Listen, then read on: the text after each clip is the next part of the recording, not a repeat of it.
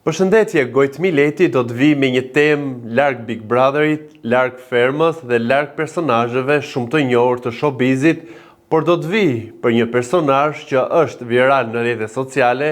për një personazh që ka dhënë një mesazh të gabuar, është penduar, por komentet nuk janë dalur. Për këtë do thoni ju që do të flas për Rita Vibes, një vajzë e re në rrjetet sociale që e kemi parë në performancat e artistëve, i ka shoqëruar ata nëpër koncerte, ka komentuar dhe ajo Big Brotherin, është faqur në sfida apo dhe në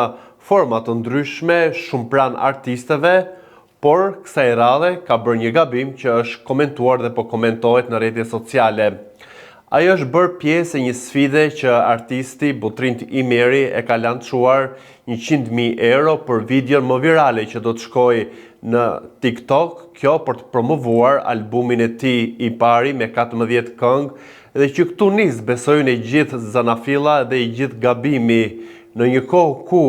sfidat nëpër TikTok e janë larguar masës dhe audienca e ka humbur le të themi atë besimin që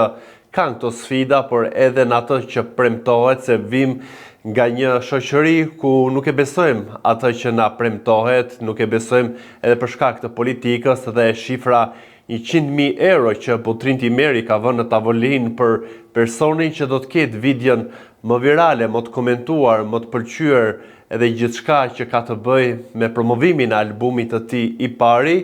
bën që edhe të gabohet. Edhe gabimin e ka bërë Rita Vibe, në ato që unë e kam parë dhe e kam ndjekur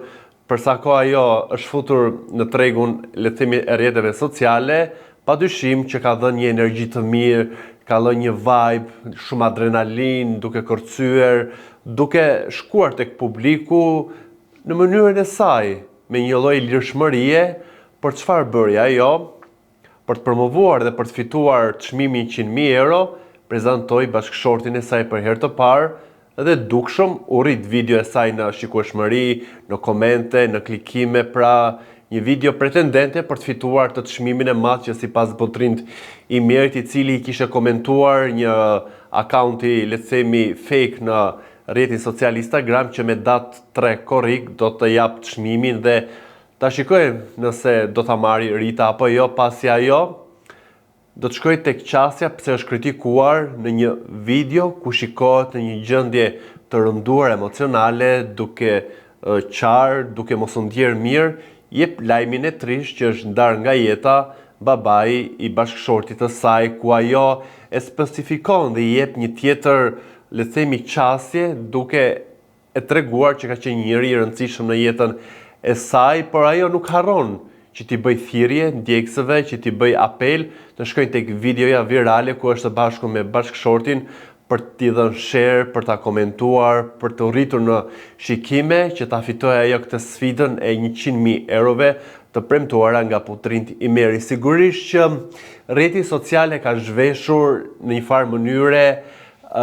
disa ndjenja që ne duhet t'i mbajmë për veten tonë. Dhe është pak se e çuditshme se si ajo duke qarë del përpara kamerës, bën një monolog, bën thirrje dhe nga ana tjetër shkon tek vdekja. Besoj që respektimi që ne duhet t'i bëjmë atyre që nuk jetojnë më, duhet ta bëjmë në heshtje dhe jo duke i përmendur për sfida, për 100.000 euro, çfarë do lloj qoftë çmimi, edhe vetë Rita ka pranuar gabimin, ajo e ka fshirë videon ku ka folur për këtë situatën ku ndodhte, pra për vdekjen e vjerit të saj dhe për këtë apelin që u bënte njerëzve që ta votojnë, ta mbështesin, ta përkrahin, por besoj që vlen për të komentuar, prandaj po e marr dhe në një lloj analize në Gojtmi Letit, që ku po shkojmë ne si shoqëri, ku po shkojnë këto njerëzit që quhen influencer, që janë në rrjetet sociale, që janë në TikTok, që e kanë kthyer në biznes, në punë, gjithçka që promovojnë, apo me këto sfidat që ato pranojnë të bëjnë, që bëjnë pjesë, por edhe me pjesëmarrjet e Ritës në për koncerte si që shpreha të artisteve, ajo është një emër që ka fituar simpatin jo vetëm për shkak të bukurisë që ajo ka, por edhe për shkak të vibe-it e energjisë së mirë të jashtëzakonshme që ajo ka dhënë, dhe e shikoj që është futur në një lloj gracke që futen personazhet që bëjnë pjesë e një loje që me do e mos e kanë ato ego dhe pse për shumë kënd ka një lloj prapavie, e shikoj si një lloj skenari të Butrindit dhe të Ritës për të rritur të gjithë vëmendjen dhe për të shkuar njerëzit të klikojnë këngët. Unë besoj që ai që është artist i mirë nuk e ka frikë konkurrencën, nuk e ka frikë që të vinë në treg me një album me 14 këngë edhe të përdori, le të themi, këtë lloj grepi për të rritur shikueshmëritë e këngëve të tij, për të shkuar tek publiku apo për të testuar dhe për të vënë në provë. Besoj që ka qenë një kohë ku TikToku ishte më pranë njerëzve dhe këto sfida ishin më të pranuara dhe ishin më afër personave për t'i realizuar. Sigurisht që tani më është kthyer si një lloj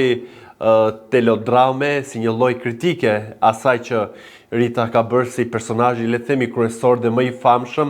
që është bërë pjesë e kësaj sfide për të fituar çmimin e premtuar nga Butrind Imeri. Për mua, gabimi i dytë që ka bërë Rita është që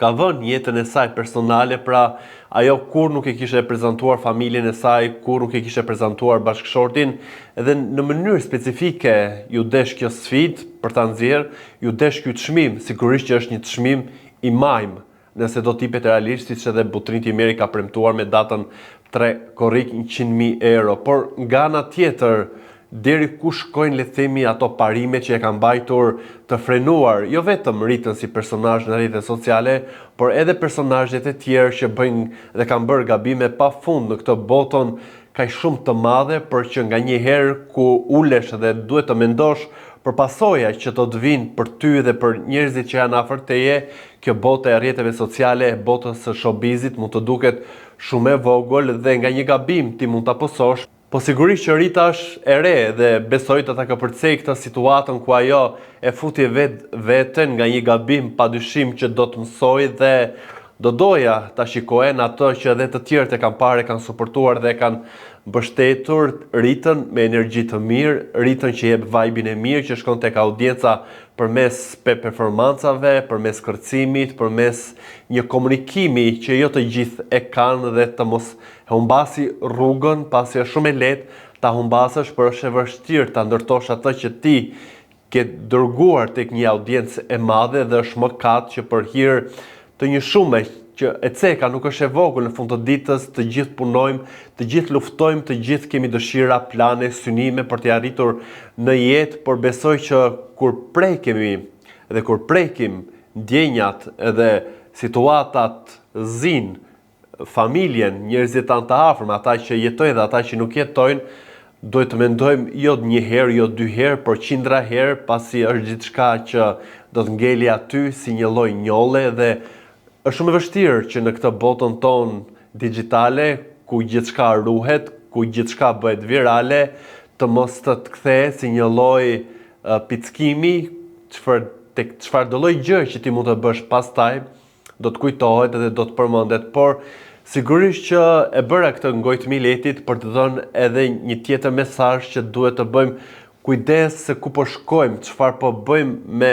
veten tonë, çfarë po bëjmë me ndjenjat, çfarë po bëjmë me familjarët, çfarë po bëjmë me jetën për të shkuar dhe për të fituar. A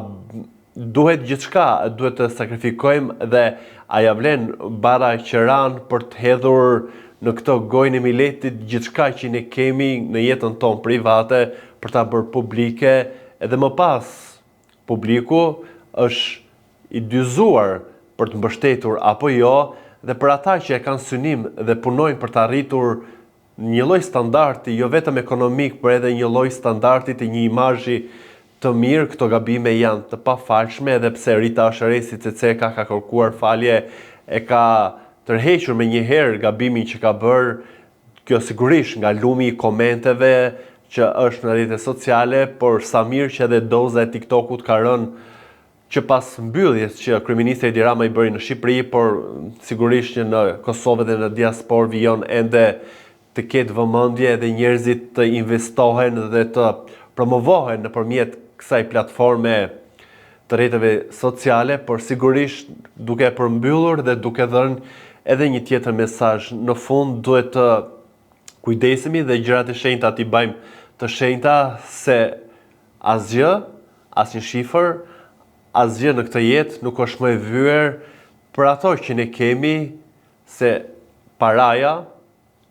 çështja ekonomike, të gjithë e duan, por ka diçka që është më e madhe se kjo, është njeriu, dhe për ta mbajtur njeriu brenda vetes tonë, duhet jemi të kujdesshëm. Do doja të dija dhe mendimin tuaj, a është një grack që fillimisht e nisi artisti Butrin Timeri kjo si një lloj mënyre për të hequr audiencën dhe për ta çuar te këngët e tij për t'i bërë sa më shumë virale,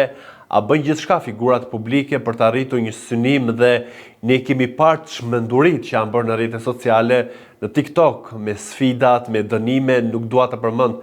personazhe që kanë arritur në një lum, që kanë arritur duke treguar dhe video të marrëdhënieve intime në pornografi. Suada Muça është njëra prej tyre dhe besoj që ata që janë të shëndosh mendërisht dhe që ka një figurë të shëndetshme tek publiku, që të shkojnë në të tilla narrativa dhe në të tilla rrugë, besoj që është një gabim që duhet t'i rëndoj pak për të mos bërë të dytin, për të mos bërë të tretin, se kur lshohet dora, pastaj humbet edhe nuk di se ku shkon. Do doja të dija mendimin tuaj dhe më kryesore mos harroni që t'i bëni subscribe kanalit ton Koha Jo në YouTube.